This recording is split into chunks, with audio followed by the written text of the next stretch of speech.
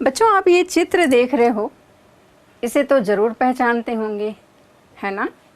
ये सौर मंडल है और इस सौर मंडल का जो केंद्र है वो सूर्य है और इस सूर्य के चारों ओर जो हैं वो 8 ग्रह चक्कर लगाते हैं। ये तो हम सभी जानते हैं और इन सभी ग्रहों के नाम भी आप जानते होंगे, है ना? अब जो तीसरे नंबर का जो ग्रह है वो हमारी पृथ्वी है। हरी भरी सुंदर ये पृथ्वी, यदि इसे अंतरिक्ष से देखा जाए तो ये ब्लू कलर की दिखाई देती है, जिसके कारण इसको ब्लू प्लेनेट कहते हैं। अब क्यों कहते हैं, आपको पता है? नहीं। तो इसमें 70 से 71% जो है वो पानी होता है, जिसके कारण जो है ये इसको ब्लू प्लेनेट कहते हैं। अब विचार करने वाली बात ये है कि केवल इसी एकमात्र ग्रह पृथ्वी पर ही जीवन है और जीवन के संभव होने का कारण क्या है? एक कारण तो आप बता ही सकते हैं, है ना? वो कारण क्या है कि इस पृथ्वी पर भोजन है, हवा है और पानी है। ये तो हम सभी जानते हैं कि इन तीनों की उपस्थिति के कारण ही आज तक पृथ्वी पर जीवन जो है वो संभव रहा है। लेकिन इसका एक और भी महत्वपूर्ण कारक है जिसके कारण आज हम उसकी बात करेंगे। अब ये जानते हैं कि पृथ्वी पर जो है वो जीवन की शुरुआत कब से हुई। तो दरअसल पृथ्वी पर जीवन की शुरुआत जो है वैज्ञानिकों का मानना है कि 400 करोड़ वर्ष पूर्व हुई थी और अकार्बनिक पदार्थों से हुई थी। अब आप सोचिए कि कितने सालों से करोड़ों वर्षों से इस पृथ्वी पर जीवन जो है वो मौजूद है और आपको जानकर ये आश्चर्य ही होगा कि कई सारी पशुओं की, जंतुओं की, पौधों की जो जातियां हैं वो विद्यमान हैं। तो जो जीवन की शुरुआत के समय ऐसे जीव जब मतलब पैदा हुए थे और उनका अस्तित्व जो है वो आज तक भी है। और वे कौन से हैं? एक से तो आप अभी भली भांति परिचित हो रहे होंगे, वायरस, कोरोना वायरस, जो जिसके कारण जो है सारी दुनिया जो है उसकी महामारी के कारण जो है वो जूझ रही है। तो ये वायरस जो है वो शुरुआत से लेकर आज तक जो है वो मौजूद है। ऐसे ही बैक्टीरिया है, वो भी आज तक मौजूद है। आप डायनासोर का नाम सुने होंगे, इससे संबंधित कुछ पिक्चरें भी देखे होंगे। तो डायनासोर जो है वो लगभग 6 करोड़ वर्ष पूर्व जो है उनका जो राज था, कहना चाहिए, पूरी पृथ्वी पर ऐसे बड़े बड़े जीव जो है वो मौजूद थे। मैं ये बात बताना चाह रही हूँ कि उस समय के कुछ और भी जीव थे, जैसे एक गिंको पौधा है और एक शैवाल है। ये पौधे में आता है, प्लांट किंगडम में आता है। तो ये जो जीव थे उस समय मौजूद थे और आज तक भी ये पाए जाते हैं। लेकिन डायनासोर कुछ पारिस्थितिक कारणों से और कुछ वातावरण के साथ अनुकूलन न बनाने के कारण जो है उनकी सारी प्रजातियां जो हैं वो नष्ट हो गईं। तो बात सोचने वाली ये है कि जीवन जो है आज तक इस पृथ्वी पर मौजूद होने का जो एकमात्र कारण है वो है सजीवों में प्रजनन की प्रक्रिया का मौजूद होना, जो ये सजीवों का मुख्य अभिलक्षण है। ये प्रजनन क्या है कि जीव जो है अपने ही समान जीवों को पैदा करते हैं। जैसे बिल्ली से बिल्ली पैदा होगी, शेर से शेर पैदा होगा, मनुष्य से मनुष्य का बच्चा। ऐसे ही बबुल के पौधे से बबुल का पौधा, आम के पौधे से आम के बीज, फिर उससे नया पौधा बनेगा। तो कहने का मतलब है कि जीवों में ये अभिलाक्षणिक लक्षण पाया जाता है कि ये अपने ही समान जीवों को पैदा करते हैं, और जिसके कारण जो है ये प्रजातियों की जो है निरंतरता जो है वो आज तक बनी हुई है।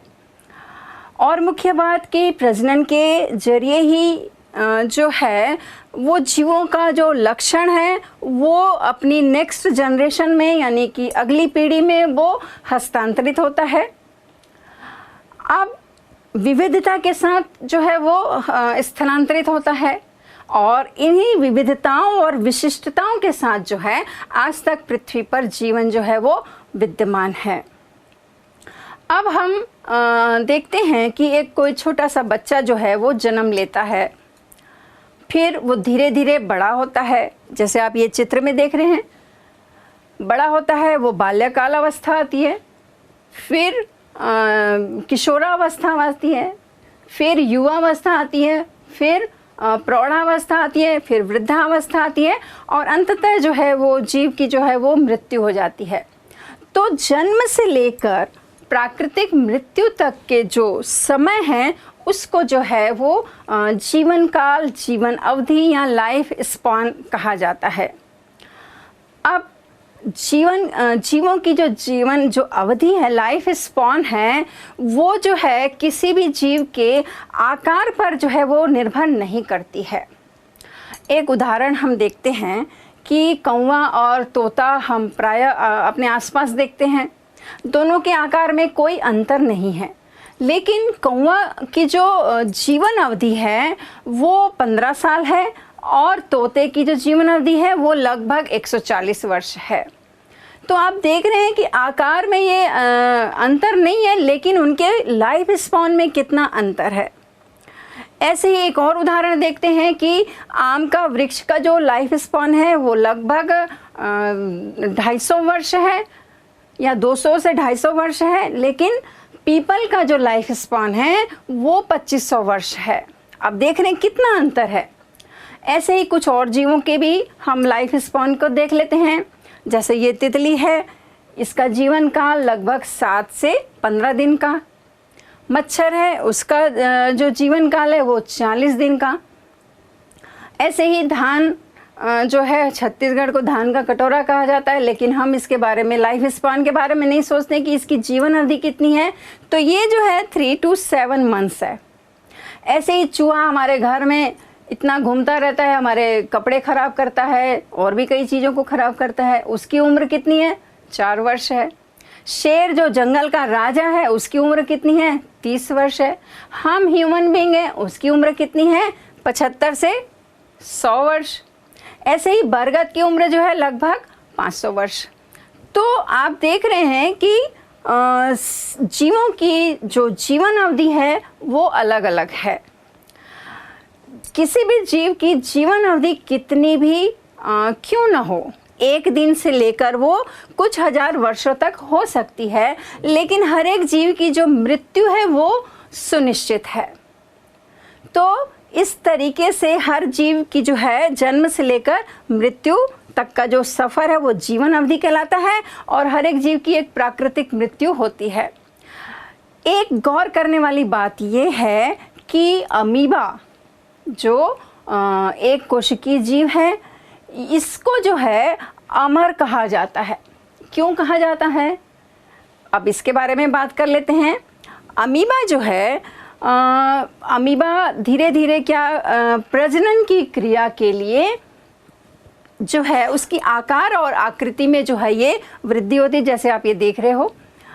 अब जब वो आकार में पूर्णतया वृद्धि कर लेता है तो ये जो है 2 भागों में बढ़ जाता है, और 2 भागों में जो बढ़ जाता है, डॉटर वो जो संतति बनाता है वो ये जो है उसका प्रजनन का तरीका है।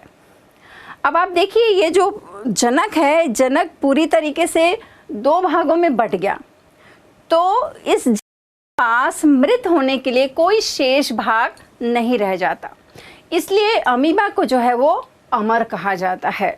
बाकी और जितने भी जीव हैं वो सभी की मृत्यु जो है वो निश्चित है।